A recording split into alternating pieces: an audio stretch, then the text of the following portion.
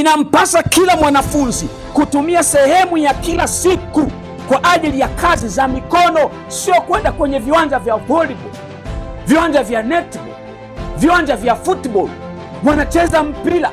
Na shule zetu zingine unakuta mwalimu ndiye referee, anaamua darasa la 5 wako na darasa la 6 wanashindana, darasa la 4 na darasa la 3 wanafanya mashindano, shule hii inashindana na shule fulani, wanafanya mazoezi, eti mazoezi ya viungo. Wapendwa wa Mwenyezi Mungu, Bwana asifiwe. Tunamshukuru Mungu kwa fursa nyingine tena. Ni sehemu ya pili ya somo la mpango wa Mungu wa elimu. Tunaanzia hapo tulipoishia, na tuliangalia katika somo hilo la mpango wa Mungu wa elimu, tuliangalia mfano wa ile shule ya Madison ambayo Ellen G. White aliagizwa na Mungu kuwahimiza watu kwamba wakati umefika watu waanzishe independent ministries. Na hii ni baada ya General Conference kuwa imepitia uzoefu wa kukataa mipango ya Mungu, kukataa maelekezo ya Mungu. Mpango wa Mungu wa elimu ulikataliwa, lakini pia ujumbe wa haki kwa imani ukakataliwa. 1904 ndipo Mungu anamwambia Ellen G. White haimize watu sasa waanze kuanzisha independent ministries. Kwa hiyo tukaona independent ministries ni mpango mbadala wa Mungu, ili mipango yake itekelezwe, ile ambayo imekataliwa na General Conference. Na hatimaye vijana Sutherland aliyekuwa na miaka 39 pamoja na Magan aliyekuwa na miaka 37 wakishirikiana na Ellen G. White wakaanzisha shule ya Madison. Na tukaona the blueprint ya Mungu, the divine plan, mpango wa Mungu, mpango wa kimbingu au wa kimungu wa elimu ukatekelezwa katika shule ile ya Madison. Na tukaona vile vipengele 10, na tukasema tutaangalia vipengele 6, na katika hivyo vipengele 6 vinavyotuthibitishia shule zetu zingepaswa kuendeshwa vipi, zingepaswa kusimamiwa vipi. Elimu ya Mungu ambayo kama ilivyoanzishwa bustanini Eden, na Eden ilikuwa ni shule ya mfano ya kielelezo, ilipaswa itekelezwe hivyo mpaka mwisho wa wakati. Kwa mabadiliko tunayoyaona katika mfumo wa elimu katika kanisa la Waadventista wa Sabato, hatuoni mabadiliko hayo yakianza kwa Mungu, ila mabadiliko hayo ni kutokana na ushawishi wa shetani kutuondoa kwenye kusudi la Mungu. Kwa nini? Kwa sababu kazi ya elimu na ukombozi ni moja, na ajenda kubwa ya elimu, lengo kuu la elimu ya kweli ya Mungu kulifikia ni tabia safi, kamilifu, takatifu ya Mungu. Yaani mwanafunzi anapoelimishwa, aelimishwe kumjua Mungu muumbaji na kumjua Yesu mwokozi wake. Na neno linatuambia Yohana 17:3, na uzima wa milele ndiyo huu, wakujue wewe Mungu wa kweli wa pekee na Yesu Kristo uliyemtuma. Elimu ina lengo la kutimiza Yohana 17:3, elimu ya kweli ya kwamba mwanafunzi amjue Mungu muumbaji, amjue mkombozi wake. Na hivyo huyo mtu anakuwa ameandaliwa katika maisha ya sasa kuishi kwa kama anavyotaka Mungu, na kuishi katika maisha ya umilele pamoja na Mungu. Na tukaona katika vipengele 6 vya tunavyoona namna shule ya Madison ilitekeleza, na shule ya Madison katika kanisa la Waadventista wa Sabato inasimama kama shule kielelezo. Shule zetu zilipaswa kuendeshwa namna gani? Tukaona pointi ya kwanza ni kwamba shule inapaswa kuwa mashambani na sio mjini. Hilo ndilo kusudi la Mungu. Shule hazipaswi kuwa mjini, shule zinapaswa kuwa mashambani. Pointi namba 2 tuliyoiona katika somo la mpango wa Mungu wa elimu sehemu ya kwanza ni kwamba kilimo kinapaswa kuwa somo kwa vitendo. Yaani kilimo ni sehemu ya somo, sio kusoma kilimo theory darasani ama nadharia kwa Kiswahili darasani. Hapana, yaani maisha ya wanafunzi yawe ni maisha ya kushughulika na kulima. Yaani muda nusu wa siku katika muda wa kujifunza anakuwa darasani, na darasani hasomi mitaala, masomo ambayo ni mitaala ya ulimwengu huu.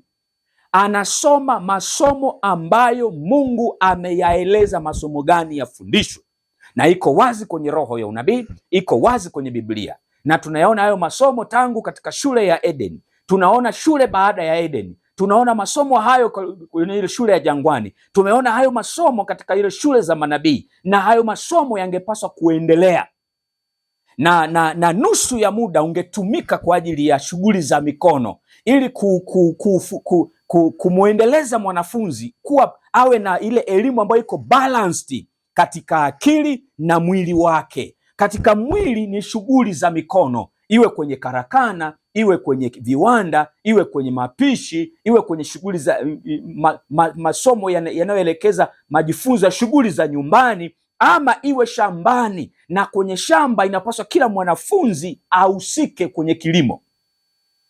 Ndio maana shule zinapaswa kuwa mashambani huko mbali, ambako kunakuwa na uwezekano wa wanafunzi kujifunza asili, kujifunza kazi ya Mungu ya uumbaji. Na kilimo kinapaswa kuwa ni somo kwa vitendo. Hizo ni pointi mbili zinazotakikana kwenye mfumo wa elimu ya kweli ya Mungu.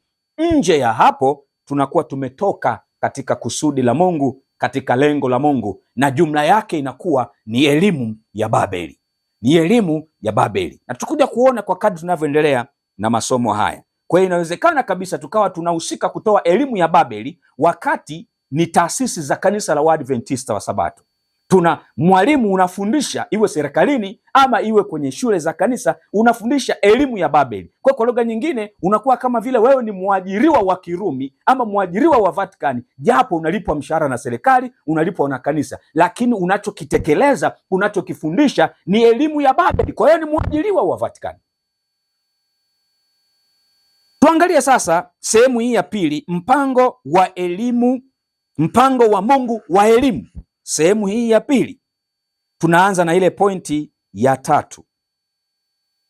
Pointi ya tatu inayotakikana ama inayohusika na mfumo wa elimu ya kweli ya Mungu, na tuliona katika shule kielelezo Madison, ambayo ilikuwa ni independent institution ambayo Mungu hakutaka iendelezwe, isimamiwe na General Conference ama na mfumo wa kanisa, kwa sababu walikuwa wamekataa mpango wa Mungu. Na baadaye walikuja kuiua shule ya Madison baada ya kuwa wamefanya kila waliloliweza kuhakikisha inarudi mikononi mwa chini ya usimamizi wa mfumo wa kanisa, na ilikufa ile shule.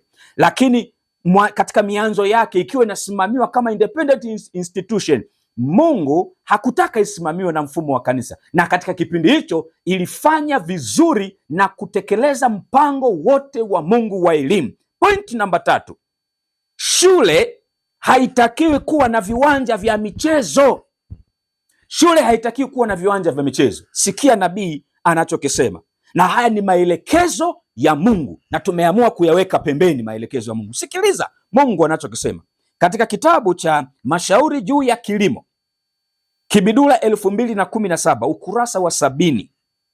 Nabii anasema hivi: katika kila shule shetani atajaribu kujifanya kiongozi wa walimu ambao wanawafundisha wanafunzi.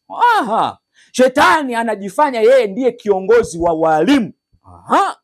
Ni yeye ambaye angeweza kuanzisha wazo kuwa furaha binafsi ni muhimu. Ni yeye angeweza kuongoza wanafunzi waliokuja kwenye shule zetu kwa lengo la kupata elimu na mafunzo kwa ajili ya kazi za wainjilisi, wachungaji, wamishonari, kuamini kuwa burudani ni muhimu kwa kuwapatia afya ya mwili, wakati Bwana amewaonyesha kuwa njia bora ni wao kutilia mkazo kazi za viungo katika elimu yao, na hivyo hebu kazi muhimu zichukuliwe nafasi ya furaha binafsi. Kwa hiyo aliyeleta ajenda ya kwamba katika shule wanafunzi washiriki michezo viwanja vya michezo vianzishwe. Ajenda hiyo haikutolewa na Mungu, ajenda hiyo imetolewa na Shetani. Kwa hiyo kama shule za kanisa la Waadventista wa Sabato ama shule zote zinazoendeshwa kwa maadili ya kanisa la Waadventista wa Sabato zina viwanja vya michezo, maana yake Waadventista wa Sabato tumeamua kuchukua wazo la Shetani la kuweka viwanja vya michezo kwenye shule zetu, na tukaliona hilo wazo kuwa ni jema, na tukakataa mpango wa Mungu ya kwamba kazi za mikono ndizo zichukue nafasi ya mazoezi ya viungo, na sio mazoezi yafanyike katika viwanja vya michezo. Shughuli za mikono, elimu itolewe nusu darasani na nusu watu waingie kwenye karakana, kwenye viwanda, kwenye shughuli za uzalishaji, waingie kwenye shughuli za kilimo. Huo ndio mpango wa Mungu. Kwa hiyo kwenye shule za Waadventista wa Sabato hakukutakiwa kuwepo viwanja vya michezo. Katika shule ya Madison, shule kielelezo iliyoanzishwa na Ellen G. White kwa kushirikiana na Sutherland pamoja na Morgan, shule ambayo independent institution ambayo Mungu hakutaka isimamiwe na General Conference. Tunaona historia hiyo. Shule hii haikuwa na viwanja vya michezo. Viwanja vya michezo kwenye shule zetu ni ajenda ya Shetani. Swali mwenyekiti wa conference, mwenyekiti wa union, katibu wa union, mwaziri wa union au wa conference, wajumbe wa kamati na bodi ya shule, swali ni hili: shule zetu zina viwanja vya michezo ama havina? Mtaniambia ya kwamba unajua ni matakwa ya serikali, ni matakwa ya mitaala. Ni kwa sababu tumeacha the divine plan of education, tumeacha the blueprint ya elimu, tumechukua mitaala ya dunia na huko tumejiweka kwa mpango kwa upande wa Shetani.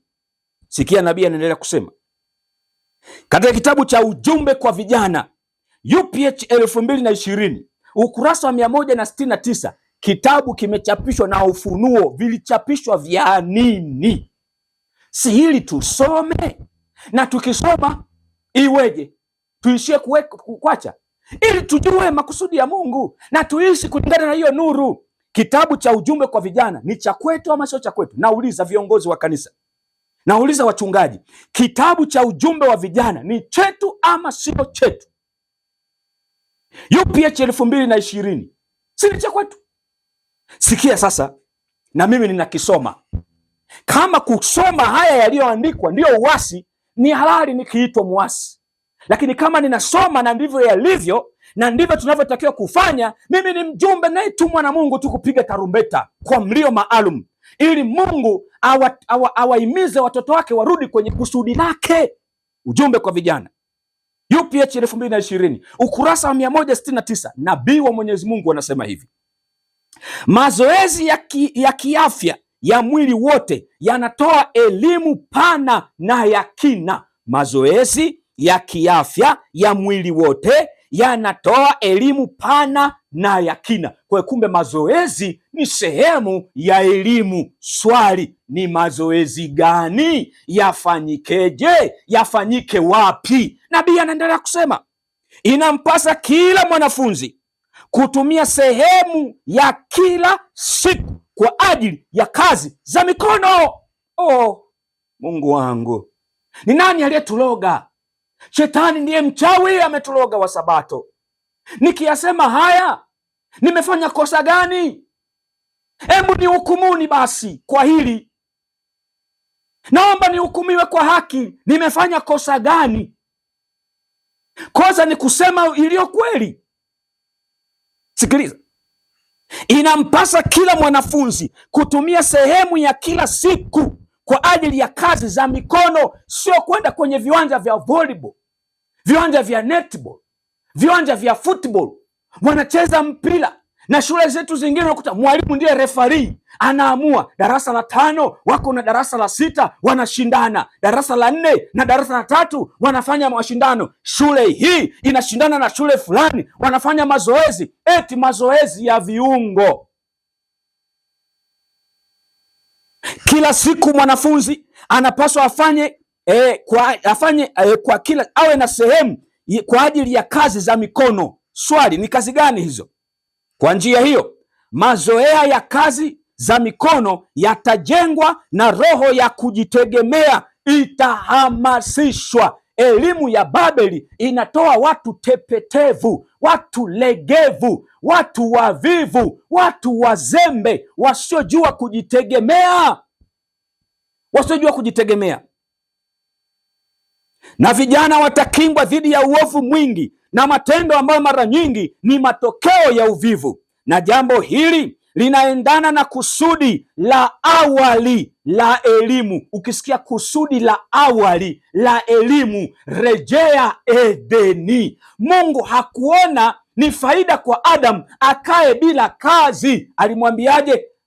Ailime na kuitunza. Kwa hiyo shule ya Waadventista wa Sabato inapaswa ihusishe kilimo. Moja ya shughuli za mikono ni shambani, na shule ziwe mashambani. Kilimo kifundishwe kwa vitendo, kwa vitendo, pamoja na karakana. Kwenye shule zetu kuwe na karakana, ushonaji nguo, ushonaji viatu, sijui ujenzi na kadhalika, kama ilivyokuwa shule ya Ikizu zamani, japo ilifanya hybrid ya mpango wa Mungu wa karakana, lakini kutumia mitaala ya dunia. Lakini kama ikichukua mtaala wa Mungu kabisa, shule ya Ikizu ingekuwa mfano kwa Tanzania.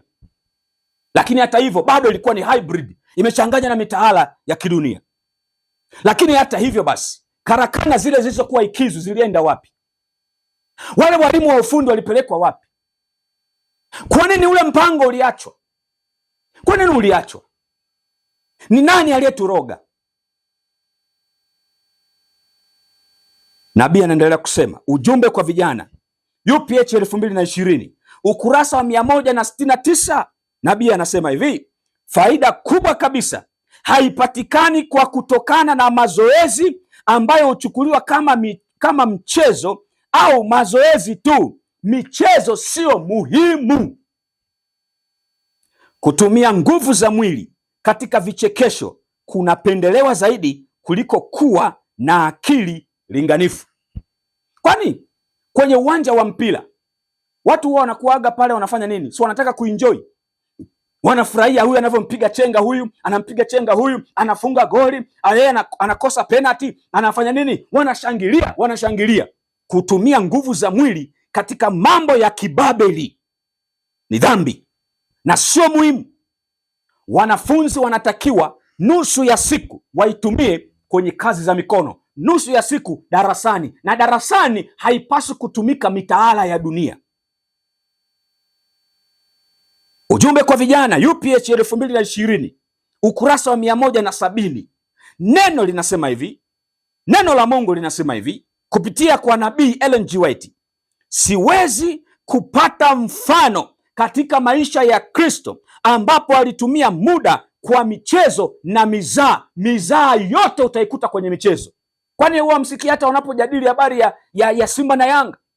Unajua ninyi ni wake zetu tu, ninyi tumewaoa tu, ninyi hamuwezi kitu. Sijui Simba ameshikwa sharubu, sijui wamelambishwa, sijui lambalamba za Azamu na kadhalika. Hayo ni mamizaa, na Mungu anasema haipasi kuwemo kwenye mabaraza yenye mizaa. Na cha kushangaza, mpaka wachungaji ni mashabiki wa mipira. Mchungaji kama ni shabiki wa mpira, rudi umlilie Yesu akupe ushindi ili ushinde kiu ya mipira.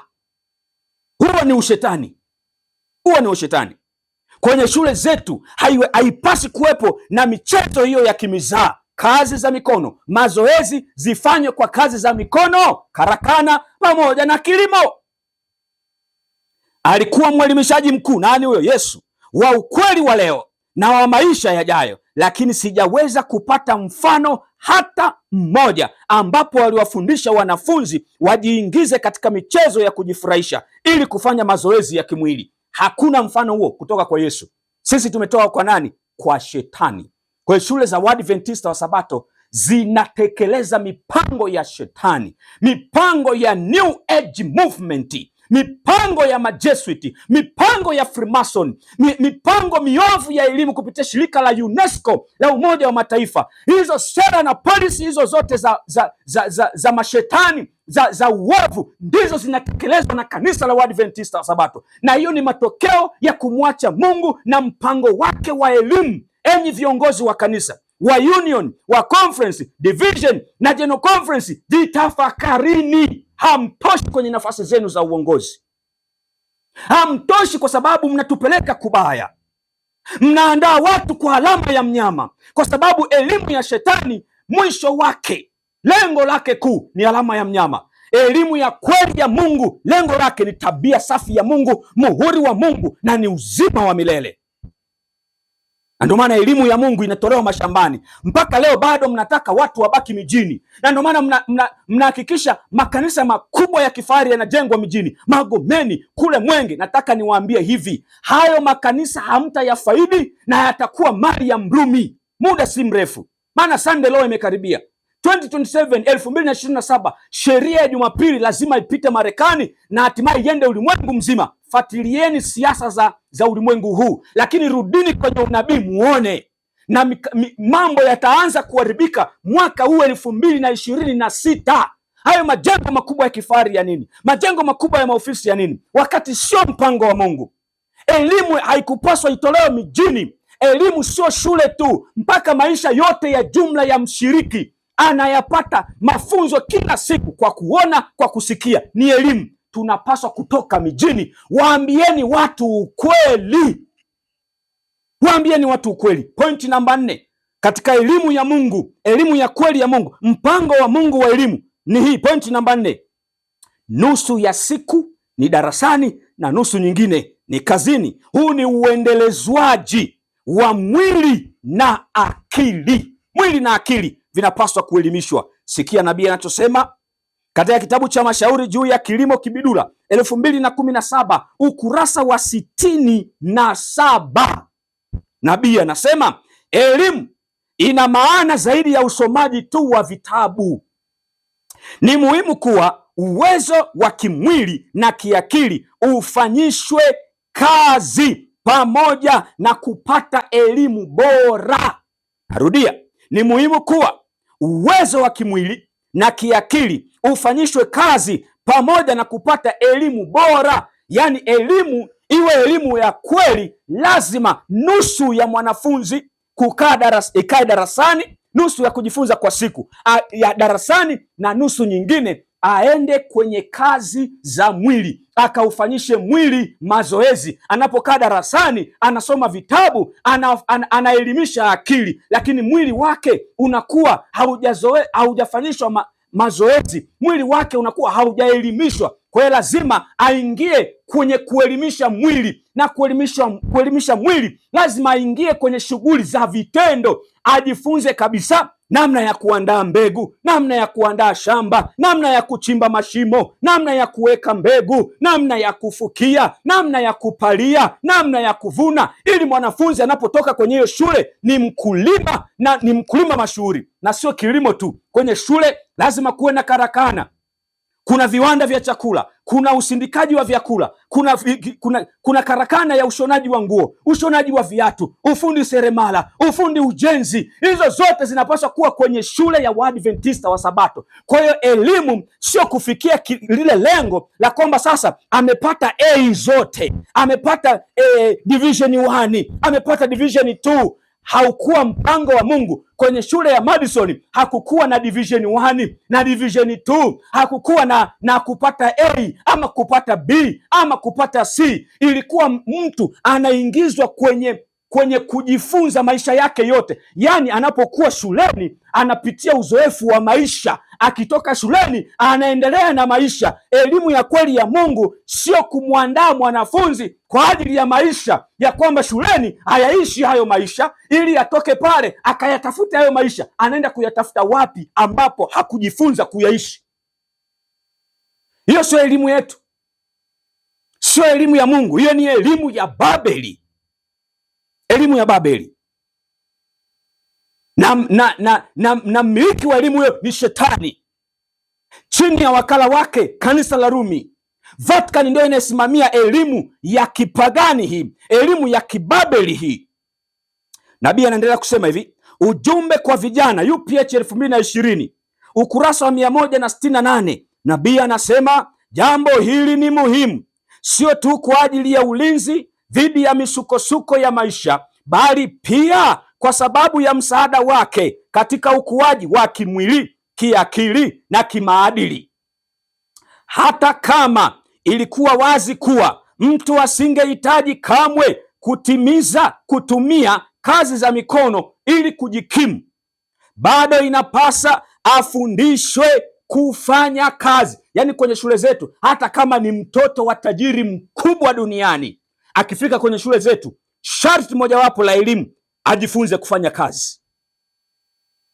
Bila mazoezi ya viungo, hakuna mtu anayeweza kuwa na mwili mkamilifu na afya njema, na nidhamu ya kazi inayotendwa kwa mpangilio maalum ni muhimu pia ili kuwa na akili na tabia yenye nguvu na nzuri. Wanafunzi ambao wamepata elimu ya vitabuni bila kupata ujuzi wa kazi za mikono hawawezi kudai kuwa wana elimu iliyo kamilifu. Kwa hiyo tunatoa elimu ikiwa imegonjeka, elimu gonjwa, elimu kilema, elimu mbovu, ndio tunaitoa kwenye kanisa la Waadventista wa Sabato. Alafu tunataka eti Mungu akubaliane na mipango yetu. Tunasema tunafunga siku 10 za kufunga na kuomba kila mwanzo wa mwaka, tunataka mvua ya masika, wakati tumekataa mpango wa Mungu wa elimu. Tumekataa elimu ya Mungu inayotufundisha tabia yake. Tunakataa kuandaliwa kwa uzima wa milele, kwa sababu kazi ya elimu na ukombozi ni moja. Sasa kama tunakataa ukombozi, tunamkataa muumbaji, tunamkataa mkombozi, hatutaki elimu, na hivyo tumekataa tabia safi ya Mungu, tumekataa maarifa ya kumjua mkombozi, kumjua muumbaji. Huyo Roho Mtakatifu ashuke kwa nani? Viongozi, acheni utani, mnashughulika na uzima ama mauti. Acheni masiara, roho za watu zinapotea. Nataka niwaambie hivi, siku za kuuawa kwenu zimekaribia. Sio maneno yangu, imeandikwa kwenye Biblia, kwa sababu mtakuja kushuhudia matokeo ya udanganyifu mnaowafanyia watu wa Mungu. Siku za kuuawa kwenu zimekaribia. Nabii anaendelea kusema hivi, nguvu ambazo zingewekezwa katika shughuli za aina mbalimbali zimelemazwa. Elimu haijengwi kwa kutumia akili peke yake. Elimu ya Babeli ndio inajengwa kupitia elimu peke yake. Elimu ya Babeli, akili inajengwa kupitia anasema hivi, elimu haijengwi kwa kutumia akili peke yake. Kwa Babeli huko elimu inajengwa kupitia akili, lakini kwa Mungu elimu inajengwa kupitia akili na kuhudumia mwili kwa kazi za mikono. Hiyo ndio elimu. Matumizi ya nguvu za kimwili ni sehemu ya mafunzo muhimu kwa kila kijana. Awamu muhimu ya elimu itakuwa imekosekana ikiwa mwanafunzi hakufundishwa jinsi ya kushiriki katika kazi za uzalishaji. Kwa kanisa la Waadventista wa Sabato tunachangia kuzalisha wahuni, kuzalisha wavivu, kuzalisha wazembe, kuzalisha waandamanaji. Wanaoandamana wengi ni wale ambao wanatafuta ajira, hawana ajira. Wakati elimu yetu ingeisaidia hata serikali kuwatoa vijana ambao wasingeisumbua serikali kutafuta ajira, wao wangekuwa suluhisho la ajira. Tena hata kanisa tusingehangaika na habari ya kupeleka utume, kwa sababu wanatoka kwenye shule zetu wakiwa wamishonari tayari, independent missionaries. Wangeifanya kazi ya Mungu, ukweli wa sasa ungehubiriwa, kwa sababu ukweli wa sasa ungefundishwa kwenye shule. Angetoka mwenyewe tu, maisha yake ni ukweli wa sasa, yani anakwenda kuishi ukweli wa sasa, anaenda kufundisha ujumbe. Yesu yuko wapi? Patakatifu, patakatifu. Angefundisha ujumbe malaika wa kwanza, wa pili na watatu katika maisha yake yote. Kwa hiyo tumemsaidia shetani kubomoa makusudi ya Mungu, kubomoa makusudi ya Mungu. Nabii anaendelea kusema hivi, mashauri juu ya kilimo kibidula 2017 ukurasa 110. Nabii anasema shule zetu ni lazima ziendeshwe chini ya uongozi wa Mungu. Tutajua sasa uongozi wa Mungu unamaanisha nini. Nabii anaendelea kusema kuna kazi inayopaswa kufanywa na vijana wa kiume na wa kike ambayo bado haijafanyika. Kama haijafanyika, hiyo shule haiongozwi na Mungu. Sikia nabii anachosema, kuna idadi kubwa ya vijana ambao wanahitaji kupata faida ya mafunzo ya shule zetu. Faida gani hiyo? Nabii anaendelea kusema wanahitaji kozi ya mafunzo ya kazi za viungo, na hilo itawafundisha jinsi ya kuishi maisha ya kufanya kazi na yenye nguvu. Aina zote za kazi lazima ziunganishwe na shule zetu. Aina zote za kazi, yaani kwenye shule zetu mtoto atoke akiwa anajua mapishi, yaani mapishi ya afya. Mtoto atoke kwenye shule zetu akijua kabisa namna ya kuhudumia mgonjwa katika sanitariums zetu. Mtoto atoke kwenye shule zetu akijua kabisa namna ya kufanya kazi za uchapaji, printing press, ajue kabisa. Mtoto atoke kwenye shule zetu, ama mwanafunzi atoke kwenye shule zetu anajua kujenga nyumba, anajua kazi ya useremala, anajua kushona viatu, anajua kushona nguo, anajua kupika mikate, anajua kutengeneza keki, anajua kutengeneza chakula chenye kuleta afya, anajua shughuli zote za mikono, anajua kazi za kilimo. Yani anatoka pale akiwa sio kwamba anaenda kuyaanza maisha, ila anaenda kuyaendeleza maisha aliyoyaishi akiwa shuleni. Hiyo ndio ilipaswa kuwa elimu ya Waadventista wa Sabato. Tumeibiwa. Vijana siku hizi wanasema tumepigwa na kitu kizito kichwani. Ni kweli, tumegaragazwa kabisa na shetani. Tunamtumikia shetani kwenye taasisi zetu kabisa. Tunajigamba kama tunafanya kazi ya Mungu, na tena ndio kwanza tunasema 2027 One Voice 2027 One Voice, sauti moja 2027. Sauti moja ya nini? Na tunamwacha Mungu na mipango yake. Sauti moja ya nini? Na kama hamjaelewa, fuatilieni sauti moja 2027. Huu ni mpango wa Vatican kuunganisha makanisa yote, na niwaambie mpango huu unakuja baada ya kuwa tayari wamekwisha fanikisha kuunganisha makanisa yote duniani, kanisa la Sabato likiwa miongoni mwao. Tunazungumza sauti moja. Sauti moja ya nini? Miaka 2000 baada ya kubatizwa kwa Yesu. Sasa angalia, kama unaamini ya kwamba Yesu alibatizwa mwaka wa 27 na mwaka 2027 imetimia miaka 2000, inakupa shida gani kuamini ya kwamba Yesu alikufa mwaka wa 31 na mwaka 2031 inatimia miaka 2000? Shida inakuwa iko wapi? Na kwamba hiyo miaka 2000 ndio wa mwisho, hakuna tena muda mwingine uliobaki. Baada ya hapo tunahitaji miaka 1000 mbinguni. Yesu anakuja haraka. Na kwa nini unashindwa kuamini ya kwamba kama Yesu alibatizwa mwaka 27 akaanza huduma yake miaka 3.5 akahitimisha msalabani mwaka 31, unashindwa nini kuamini ya kwamba mwaka 2027 miaka 2000 tangu kubatizwa kwa Yesu inapotimia, lazima waaminifu wake, watakatifu wake ambao watakuwa wameandaliwa mashambani, kwenye shule ya Mungu mashambani, watajazwa mvua ya masika kama Yesu alivyojazwa Roho Mtakatifu siku ile anabatizwa mwaka wa 27. Kwa hiyo watu wa Mungu pia waaminifu waliotoka mijini ambao wameandaliwa kwenye shule ya Mungu mashambani watapokea mvua ya masika, na wao pia watahudumu miaka 3.5. Biashara inakwisha, mlango wa rehema unafungwa. Kwa nini inakupa shida kuamini? Umeng'ang'ana One Voice. Ninaona kwenye mitandao ya kijamii watu wanaweka status One Voice 2027, wamerekodi viongozi wa kanisa. Nini? Tunataka mturejeshe kwenye makusudi ya Mungu. Mturejeshe kwenye makusudi ya Mungu. Mnashughulika na uzima ama mauti.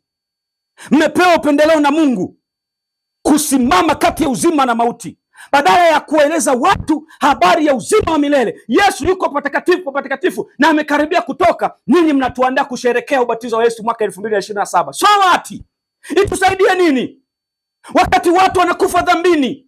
Mmebaki mmewaweka bado mijini. Waambieni watu ukweli, waambieni watu ukweli bila kupepesa macho. Damu za watu zitatakwa kwenye mavazi yenu. Waambieni watu ukweli, waambieni watu ukweli. Nabii anasema hivi,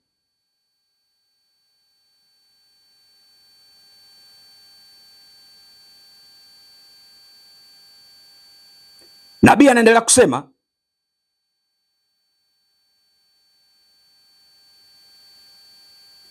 watoto hawatakiwi kufungiwa ndani ya vyumba kwa muda, wala wasisome sana mpaka wakati ufike ambapo msingi mzuri utakuwa umewekwa kwa ukuaji wa kimwili. kwa miaka 8 au 10 ya awali ya maisha ya mtoto, shamba au bustani ni darasa bora zaidi la kujifunzia. Mama ni mwalimu bora, viumbe vya asili kitabu bora cha kujifunzia. Hata wakati mtoto atakapofika umri wa kutosha kwenda shule, anapaswa kuzungukwa na mazingira bora zaidi kwa ukuaji wa kimwili na kiakili. Swali, ewe mzazi, kwa maelezo haya ya Mungu, ulitakiwa uishi wapi? Ulitakiwa uishi Magomeni, Dar es Salaam? Ulitakiwa uishi Nyegezi, Mwanza? Ulitakiwa uishi Mbeya mjini? Ulitakiwa uishi Mpanda mjini? Ulitakiwa uishi wapi? Ulitakiwa uishi mashambani. Na mtoto tangu anazaliwa mpaka miaka 8 mpaka 10 alitakiwa chini ya mwalimu mzazi. Baada ya hapo ndipo apelekwe shule, na shule zenyewe ni hizi za mpango wa Mungu. Oh, tumeibiwa, tumeibiwa. Hatuna chetu, hatuna chetu. Tunatekeleza mipango ya Vatican, mipango ya New Age Movement, mipango ya mashetani ndio tunaitekeleza sisi. Tumemwacha Mungu zamani. Mfumo wa kanisa la Waadventista wa Sabato umemwacha Mungu tangu mwaka 1888 baada ya kukataa ujumbe wa haki kwa imani. Baada ya hapo ni mporomoko wa uasi wa uasi wa uasi wa uasi, na ndio maana Mungu alimwelekeza Ellen G. White, wakati umefika kuambia watu waanzishe independent ministries. Independent ministries. Pointi namba 5 ya mpango wa Mungu wa elimu: shule inapaswa kujitegemea. Wanafunzi wanapaswa kuzalisha chakula chao wenyewe. Kwa hiyo watazalisha chakula wapi? Pale Mwanza. Pale Mwanza mjini ndio watazalisha chakula chao. Watazalisha chakula chao wapi? Kigoma mjini. Watazalisha chakula chao wapi? Wapi watazalisha chakula chao? Morogoro mjini. Oh, Mungu atusaidie. Nabii anasema hivi, mashauri juu ya kilimo, Kibidula 2017 ukurasa wa 82. Taasisi hii lazima isitegemee mazao kutoka nje kwa matunda yaliyo muhimu kwa afya na kwa nafaka zao na mboga. Hii ni kazi ya kwanza kabisa inayopaswa kufanywa. Hatupaswi kutoka kwenye kile ambacho tayari kimechukuliwa kama sehemu ya elimu. Shule inapaswa kuzalisha chakula chake chenyewe.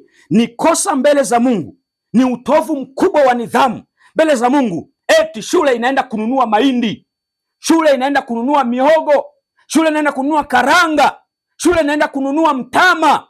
Ni kosa. Shule zilipaswa ziwe mashambani, na shule ilipaswa kuwa na eneo kubwa la kilimo. Moja ya darasa ni kilimo, na wanafunzi walipaswa walime, wazalisha chakula chao wenyewe. Na shule zetu hazikupaswa kutoza ada. Shule zetu zilitakiwa ni self supporting schools. Tumeacha mpango wa Mungu na tunazungumza shule zina madeni. Shule zina madeni. Kwa mfano kwenye session ya mwaka jana 2025 niliona Union ya Kaskazini, na tutawekea hiyo clip hiyo muione.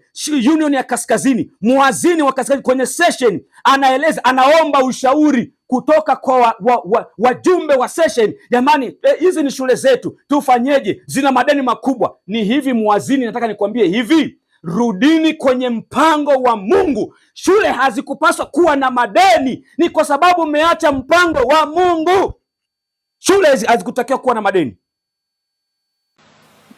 Tulipokuwa tunaanza muhula hapa, tulikuwa na mambo kadhaa yalikuwa natupa changamoto mwanzoni wa muhula huu. Nimeorodhesha kadhaa ambazo zilikuwa msukumo wetu katika kazi hii. Kwanza, madeni. Tulianza muhula huu tukiwa na madeni mengi. Tumeingia katika muhula utumishi wa kazi katika muhula huu tukiwa madeni mengi ya fedha tuliotakiwa kuyahudumia. Inakuwa vigumu sana kuwa na madeni wakati huna fedha za kulipa, hasa madeni yale unayodaiwa na wadau wa nje ya kanisa, na madeni ambayo yanaambatana na adhabu na riba endapo utashindwa kulipa. Tukiwa tunaanza muhula huu, union yetu ilikuwa nadaiwa na division yetu jumla shilingi bilioni 4,152,857 294. Kwa taarifa hii hapo mbele nitaonyesha namna ambavyo tumejitahidi kulipunguza deni hili kwa kiasi kikubwa.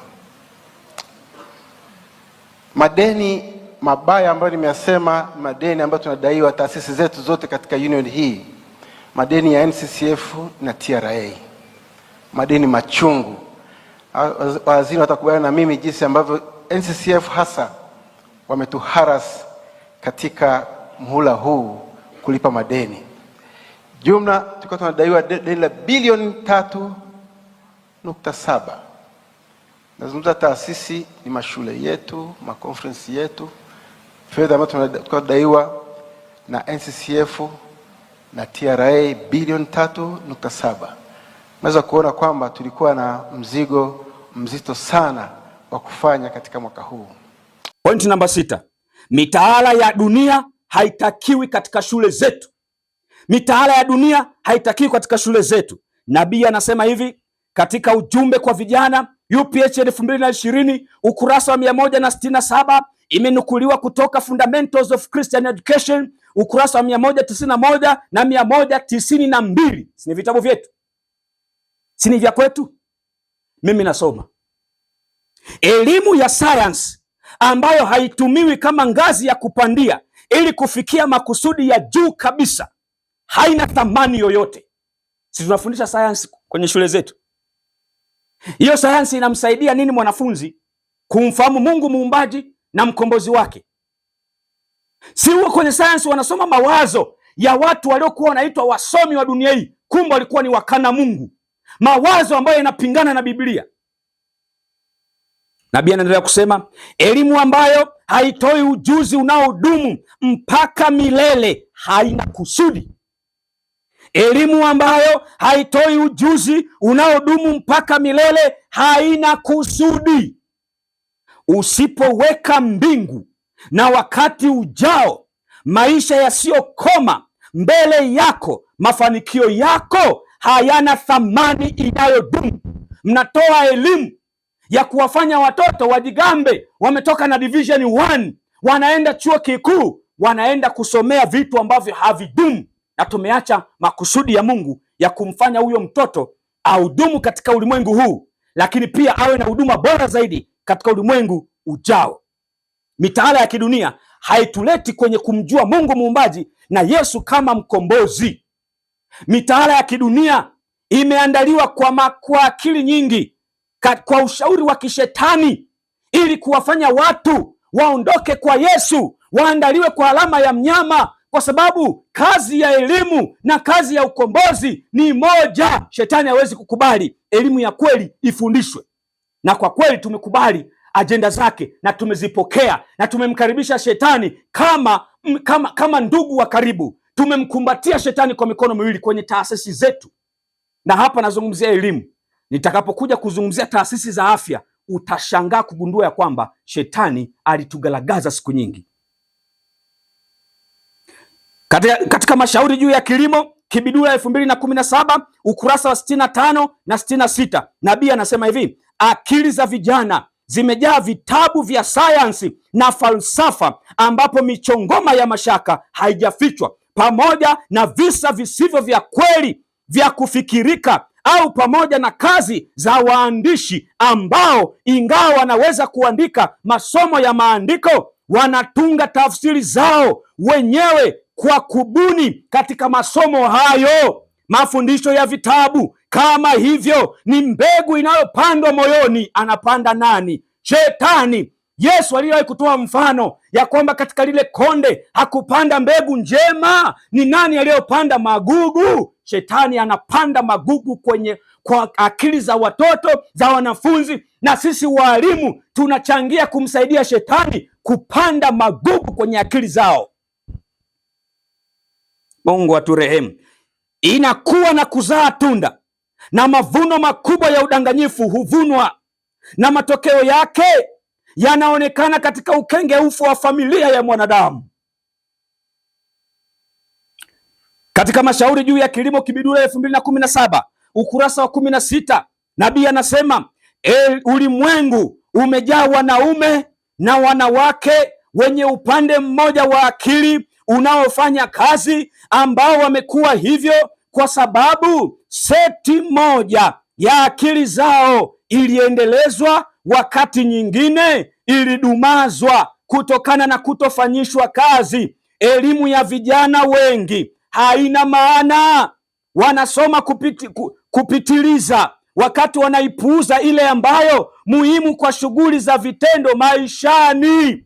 Kusoma muda wote kama ambavyo shule zinaendeshwa sasa hivi haiwafai vijana kwa maisha ya vitendo. Ili kuweza kutunza ulinganifu wa akili, kazi na masomo vinapaswa kuendeshwa pamoja mashuleni.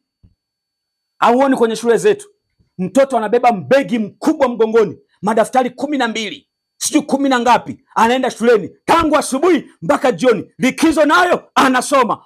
Shule haifungi, watoto tunataka tuandae kwa mitihani. Kwa hiyo tunawaandaa kwa mitihani ya elimu ya dunia, lakini hatuandai kwa mtihani ulio mbele wa Sunday law, sheria ya Jumapili. Hatuandai kusimama waaminifu upande wa Bwana wakati wa hukumu ya upelelezi. Muda wote ni kusoma, ni kusoma, ni kusoma, ni kusoma. Kazi za mikono, kilimo hakuna. Shughuli za nyumbani hajui. Kuosha vyombo hajui. Kupika hajui. Kufua hajui. Kulima bustani hajui. Kushona viatu hajui. Huyo ndio tunamtoa, tunasema kwamba tunatuma kwenye WhatsApp huko na mitandao ya kijamii. Shule ya kanisa la Wasabato yaongoza mkoa mzima, yashika namba fulani kitaifa. Kwa hiyo Mungu atuhurumie. Mungu atuhurumie. Mungu atuhurumie. Tunapaswa kutubu mbele za Mungu. Tumewacha mpango wa Mungu. Ewe mzazi, ewe mwalimu, ewe kiongozi, ewe mchungaji, Mungu anakutaka ufanye nini? Mungu anakutaka ufanye nini? Wakati zama za ujinga Mungu alijifanya hazioni, lakini sasa anahimiza nini? Watu wote watubu. Na kutubu lazima kuendane na vitendo. Mtoe mtoto wako kwenye shule za kibabeli, hata kama ni shule ya kanisa. Mpeleke wapi? Twende tukaanzishe shule za Mungu mashambani. Na nikwambie, kuna watu wa Mungu wako mashambani, wameamua kurudi kwenye kusudi la Mungu, wameanzisha hizo shule. Nenda na wewe ukaishi huko. Kwanza wewe mwenyewe mzazi utoke uende kwenye shule ya Mungu. Yaani kutoka mjini umejiondoa kwenye shule ya shetani, unaenda mashambani, umejipeleka kwenye kujisajili kwenye shule ya Mungu. Na watoto wako pia nao watajisajili kwenye shule ya Mungu, na huko Mungu atakupa maelekezo unapaswa kufanya nini na utekeleze lipi. Tokeni mijini. Wachungaji, waambieni watu watoke mjini. Watoke mjini. Msiofu habari ya zaka. Zaka sio ya muhimu kuliko uzima wa milele. Tokeni mijini. Mkipuuza haya, mimi ni mjumbe tu, nina kazi yangu ni kupiga tu tarumbeta. Matokeo hayanihusu mimi. Nimejitoa kusema ukweli, na hicho ndicho kinachonigharimu. Ndicho kinachonigharimu. Kwani hapa nimekuwa nasoma vitabu vya nani? Si ni vitabu vyetu. Kwa hiyo mimi kusoma vitabu vyetu wenyewe ndio ninaitwa muasi. Kama uasi ni huo, sawa, ni haleluya. Maana kama walifanya vile kwa mti mbichi, vipi kwangu mimi mti mkavu? Kama walimtendea Yesu, kwa nini mimi nisitendewe hivyo? Kama walimkataa Yesu, mimi ndo watanikubali?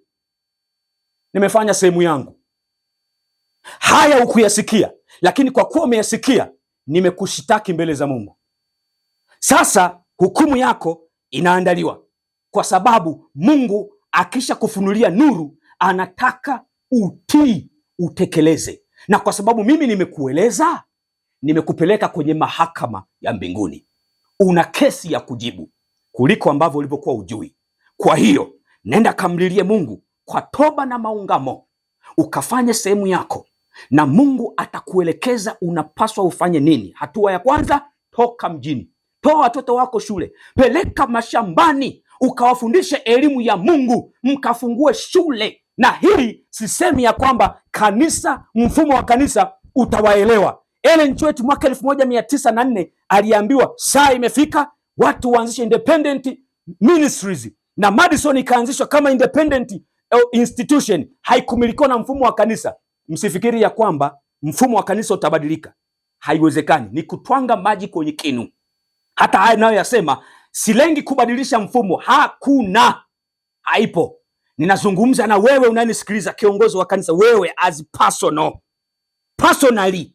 Nazungumza na wewe mchungaji, na wewe mshiriki personally. Fanya sehemu yako, fanya sehemu yako, simama na imeandikwa, sio nani anasema nini. Mungu na atusaidie, rehema zake zitufunike sote. Asante kwa kufuatilia, share masomo haya na wengine, na Mungu akubariki kwa jina la Yesu, amina. Na hivyo ni kualike tuombe. Baba mwema, ni ukweli mgumu, ukweli mchungu, lakini hakuna namna, lazima ukweli usemwe. Nimesema kama ulivyonituma, matokeo hayanihusu mimi. Shughulika na wokovu wa watu wako, wasaidie watoto wako waelewe kweli hizi. Neema yako itufunike kwa jina la Yesu, amin. Roho ikielekea mbingu, twangoja wenye saburi, hata safari yetu iishe, tukae kwake milele. Atakusanya ngano ghalani, atatupa mbali makapi. Tutashindaje hukumuni siku ya kiama?